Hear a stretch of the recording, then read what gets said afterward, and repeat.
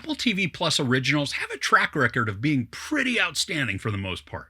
A new limited series starring Tom Holland is dropping called The Crowded Room. And I watched the first 3 episodes. So is this going to be another hit? In Manhattan in the summer of 1979, a young man is arrested for a shocking crime, and an unlikely investigator must solve the mystery behind it before the true criminal strikes again. So in addition to Tom Holland, this stars Amanda Seyfried, Sasha Lane, Will Chase, and Lior Raz. Now, I'm going to be fairly vague for any plot points because this is a mysterious show, and I don't want to give anything away. I'm glad that Apple is dropping also the first 3 of 10 episodes at once, because up until the end of episode 3, I really had no idea where this was headed, and even what remotely was going on. Now, when I say that though, I don't mean that the story is confusing or poorly told. It's actually very captivating and wonderfully crafted. The cinematography is very cinematic, which is pretty typical of Apple originals, and then the costume and set designs, they transport us back to the late 70s perfectly. But for the story, Tom Holland is being interviewed by Amanda Seyfried, and as she asks questions, we watch the events play out in flashbacks. Now, this does an excellent job of establishing the characters, but also building up suspense to a ridiculous degree. I was so enthralled in what was going on, but yet doing my best to solve a mystery that I didn't even know about. And because these episodes are about an hour each, this is a great start to the series. And even though the characters, their motives, and even the trajectory of the story is an enigma, we're provided with so much character development that they feel known to us and can begin to form some connections with them. There are some side characters that help to build out our main character's story, and they also add both complications and humor, but at different times. All right, so Holland, he's awesome in this. I mean, I really appreciate that he's very different than his MCU persona. And even though he plays a high schooler or a dude in his early 20s in both, the characterizations of each are wildly different. And I found him to be endearing and intriguing. He's mousy, shy, a bit of a stutterer and bumbler, and he's incredibly downtrodden and defeated by life.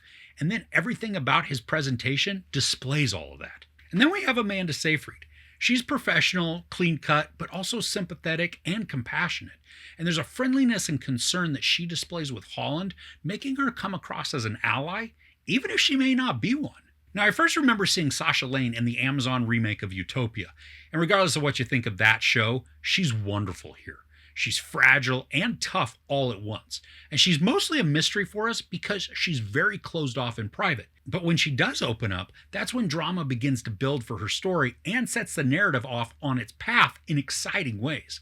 She and Holland, they also have great chemistry. I mean, it's fairly dysfunctional, but they work well together, and I enjoyed their interactions and the power dynamics that are displayed within that relationship. Will Chase plays Holland's stepdad, and through costuming and makeup, he looks older than he is in real life. And it believably works to create a character that is easy to feel passionately emotional about. Finally, Lior Raz is in this, and I've really enjoyed all of his performances that I've seen him in, especially Fauda. But in The Crowded Room, he's the biggest wild card so far in the story. We know next to nothing about him other than he's tough, fair, and just, but also very rigid in his stances. He has a compassionate side to him, at least outwardly, but by the end of the 3 episodes, we still don't know what his true involvement in the story is going to be. And I like that mystery.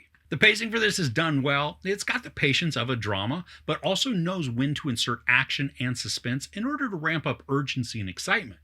And I gotta say, the tension, it is palpable as each moment passes because we're learning more in small increments, but then are also experiencing the complications of Holland's character retelling the story. Because he's been arrested for a crime, at the moment, we don't know if he's actually telling the truth or if this is a whole Kaiser Soze twist. I mean, I lean towards that he's telling the truth, but... Alright, so overall, these first 3 episodes of The Crowded Room are perplexing and thrilling. The storytelling is patient as it draws us in with dynamic and complex characters and twists that seem to compound on each other, building a suspenseful narrative that's sure to have many more surprises up its sleeve. There's sex, some brief nudity, a ton of profanity, and a lot of violence. Now, I'm going to hold off on giving this a score, but right now, certainly put this on your list to watch right away. So what are some good series you've watched lately? Let me know in the comments below. If you enjoyed this review, please give it a like. Also, don't forget to share and subscribe. I'm Chris. This is Movies and Munchies. Thanks for couching with me.